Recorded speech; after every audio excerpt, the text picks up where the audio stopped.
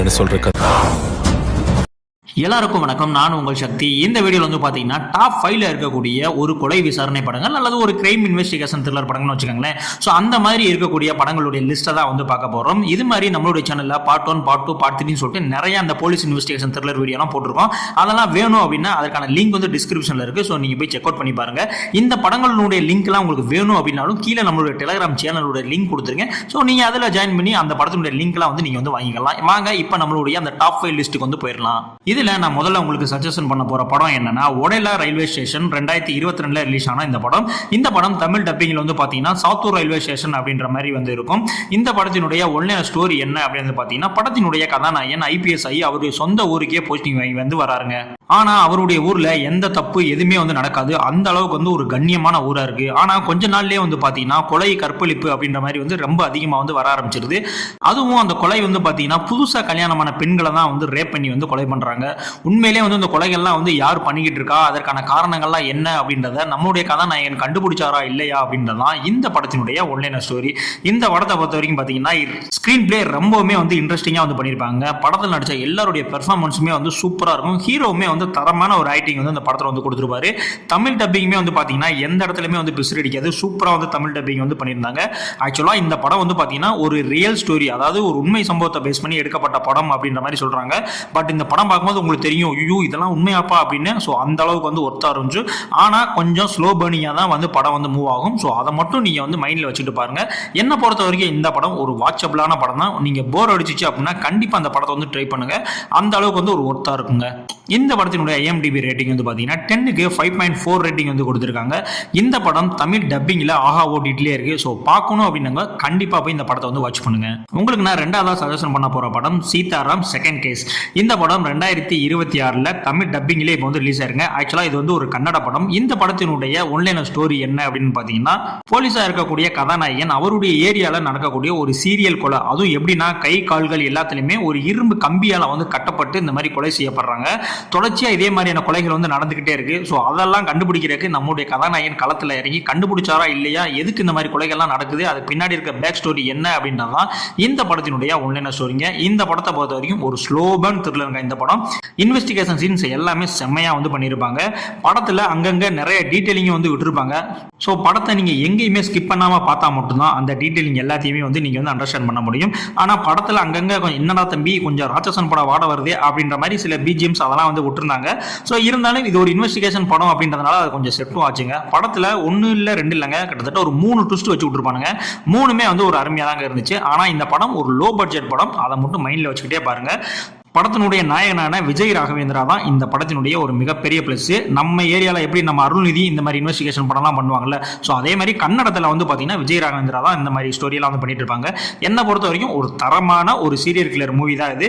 கண்டிப்பாக இந்த படத்தை வந்து வாட்ச் பண்ணுங்க. இந்த படத்துக்கு IMDb 10க்கு 6.6 ரேட்டிங் வந்து கொடுத்துருக்காங்க. இந்த படம் தமிழ் டப்பிங்கில் பிரைம் வீடியோலே இருக்கு. ஸோ பார்க்காதவங்க கண்டிப்பாக அந்த படத்தை வந்து செக் அவுட் பண்ணி பாருங்க. அடுத்த மூணாவதாக நான் உங்களுக்கு சொல்ல போகிற படம் கத்தல் ஏ ஜாக் ஃப்ரூட் மிஸ்ட்ரி. இந்த படம் 2023 ரிலீஸ் ஆன ஒரு படங்க. இந்த படத்தினுடைய ஒன்லைன் ஸ்டோரி என்ன அப்படின்றத இப்போ பார்த்தலாம். படத்தினுடைய கதைக்கிழமை கொஞ்சம் வித்தியாசமாக இருக்குங்க. அதாவது இந்த படத்தில் ஒரு பொலிட்டீஷியனுங்க, மிகப்பெரிய ஒரு பவரில் இருக்கக்கூடிய ஒரு பொலிட்டீஷியன், அவர் வீட்டில் வந்து பார்த்தீங்கன்னா இந்த மாதிரி ஒரு பலாப்பழ மரம் வந்து வளர்த்துக்கிட்டு இருக்காங்க. ஸோ அந்த வளர்த்த மரத்தில் இருக்கக்கூடிய அந்த பலாப்பழம் எப்படா வளரும், வளர்ந்த பழம் நம்ம வந்து சாப்பிடணும் அப்படின்றத ஒரு வாழ்நாள் லட்சியமாகவே வச்சுக்கிட்டு அந்த ஆள் வந்து சுற்றிட்டு இருக்காப்புல. ஒரு சுச்சுவேஷனில் அந்த மரத்தில் பழமும் வந்து வந்துருது, நல்லாவும் பழுத்துருது. ஆனால் தூங்கி எந்திரிச்சிட்டு காலையில் பார்த்தா அந்த பழத்தை வந்து காணா, யாரோ ஒருத்தன் வந்து எடுத்துட்டு போயிட்டானுங்க. ஸோ இந்த கேஸை வந்து கண்டுபிடிக்கிறதுக்காக நம்மளுடைய கதாநாயகி வந்து உள்ள இறங்குறாங்க. அதுக்கப்புறம் அந்த படத்தில் என்ன நடந்துச்சு அப்படின்றதான் இந்த படத்தினுடைய ஒன்லைன் ஸ்டோரி. இந்த படத்தை பொறுத்த வரைக்கும் கதைக்கிழமையே கொஞ்சம் டிஃப்ரெண்டான ஒரு கதைக்கிழங்க. அது மட்டும் இல்லை, படத்தில் ஏகப்பட்ட அரசியலாக போற போக்கில் வந்து பேசி விட்டுருப்பாங்க. சானியா மல்கோத்ரா தான் இந்த படத்தினுடைய மொத்தத்தையும் வந்து தன்னுடைய ஷோல்டரில் தூக்கி போயிருப்பாங்க. ஸோ அந்த அளவுக்கு வந்து அவங்களுடைய பெர்ஃபார்மன்ஸ் வந்து வேற லெவலில் இருக்கும். டெக்னிக்கலாகவும் வந்து பார்த்தீங்கன்னா இந்த படம் செம்மையாக வந்து பண்ணியிருப்பாங்க. தமிழ் டப்பிங்குமே வந்து சூப்பராக இருக்கும்.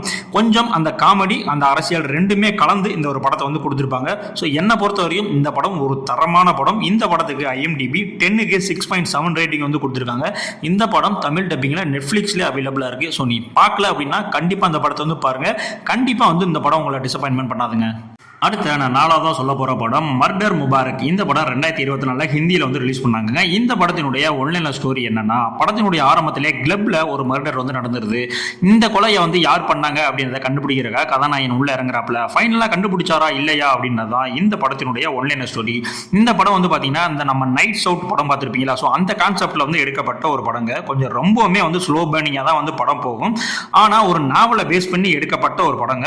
படத்தினுடைய கடைசி 30 நிமிடம் சும்மா தெறிக்க விட்டுருப்பாங்க. வேற லெவல் வந்து ட்விஸ்ட் பயங்கரமா வந்து இருக்கும். ஆனா அந்த கடைசி 30 நிமிஷத்தை நீங்க என்ஜாய் பண்ணணும்னா அதுக்கு முன்னாடி இருக்கக்கூடிய அந்த 1.5 மணி நேர படத்தை நீங்க ரொம்ப ஸ்லோவா தாங்க பார்த்தாகணும். ஏன்னா அந்த அளவுக்கு வந்து படம் வந்து ஸ்லோவா தான் மூவ் ஆகும். ஆனா கடைசி அந்த 30 நிமிஷம் ஒரு தரமான படம் பார்த்துட்டோம்டா அப்படின்ற ஒரு ஃபீலை வந்து இந்த படம் வந்து கொடுக்கும். இந்த படத்தினுடைய தமிழ் டப்பிங்குமே வந்து பாத்தீங்கன்னா ரொம்பவுமே வந்து சூப்பராகவே வந்து பண்ணியிருந்தாங்க. இந்த படத்துக்கு IMDb வந்து பாத்தீங்கன்னா 10க்கு 5.8 ரேட்டிங் வந்து கொடுத்திருந்தாங்க. இந்த படம் தமிழ் டப்பிங்ல நெட்ஃபிளிக்ஸ்லேயே வந்து அவைலபிளா இருக்கு.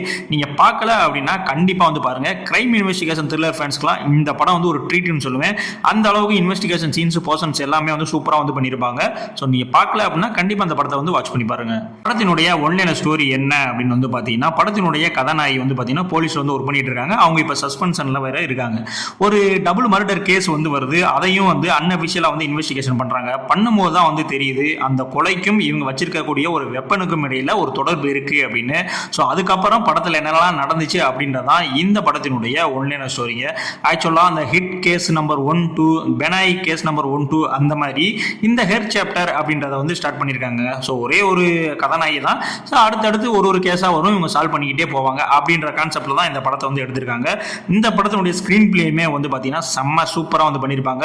இதில் ஒரு மிகப்பெரிய விஷயம் என்னன்னா, இந்த படம் வெறும் 1.25 மணி நேரம் தான். ஒரு ஹாலிவுட் படம் பார்க்குற மாதிரி ஷார்ட் அண்ட் ஸ்வீட்டாக வந்து சூப்பராக வந்து கொடுத்துருப்பாங்க. ஃபர்ஸ்ட் ஹாஃப் ஒரு ஓகேஸாக இருக்கும். செகண்ட் ஹாஃப்ல வேற லெவலில் வந்து ட்விஸ்ட்லாம் வச்சு தெரிய விட்டுருப்பாங்க. இந்த படம் மெயினாக இன்ட்ரோல் ட்விஸ்டும் சரி, கிளைமேக்ஸ் ட்விஸ்டும் சரி, நீங்க கணிக்க முடியாத அளவுக்கு வந்து எடுத்து வச்சிருப்பாங்க. என்ன பொறுத்த வரைக்கும் இந்த படம் ஒரு தரமான படங்க. இந்த படத்துக்கு IMDb ரேட்டிங் வந்து பாத்தீங்கன்னா 10க்கு 6.2 ரேட்டிங் வந்து கொடுத்துருக்காங்க. இந்த படம் இப்ப தமிழ் டப்பிங்லயுமே அவைலபிளா இருக்கு, பிரைம் வீடியோல இருக்கு. நீங்க பார்க்கணும் அப்படின்னா கண்டிப்பா அந்த படத்தையும் போய் வாட்ச் பண்ணி பாருங்க. இப்ப நான் சொன்ன இந்த 5 படங்கள்ல உங்களுடைய பர்சனல் ஃபேவரட் எது அப்படின்றத கண்டிப்பா வந்து என்னுடைய கமெண்ட்ஸ்ல வந்து சொல்லுங்க.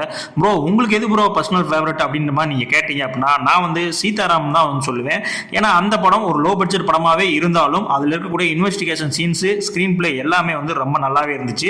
அதுக்கு அடுத்தபடியா வந்து பாத்தீங்கன்னா கத்தல் ஏ ஜாக் ஃப்ரூட் மிஸ்ட்ரி அதை தான் சொல்லுவேன். ஸோ அந்த ஒரு இன்வெஸ்டிகேஷன் படம் பார்த்த மாதிரி இருந்துச்சு, அதே நேரத்தில் ஒரு காமெடி பொலிட்டிக்கல் டிராமா மாதிரியும் தெரிஞ்சிச்சு. ஸோ இந்த 2 படம் தான் என்னுடைய ஃபேவரட். ஸோ நீங்க இந்த 5 படங்கள்ல பார்த்துட்டு உங்களுடைய ஃபேவரட் எது அப்படின்றத கண்டிப்பா வந்து கமெண்ட்ஸ் வந்து சொல்லுங்க. இதே மாதிரியான அடுத்த ஒரு வீடியோல சந்திக்கிறேன். அதுக்கு முன்னாடி நம்மளுடைய சேனலை சப்ஸ்கிரைப் பண்ணாம இருந்தீங்க அப்படின்னா கண்டிப்பா வந்து சப்ஸ்கிரைப் பண்ணிட்டு போங்க.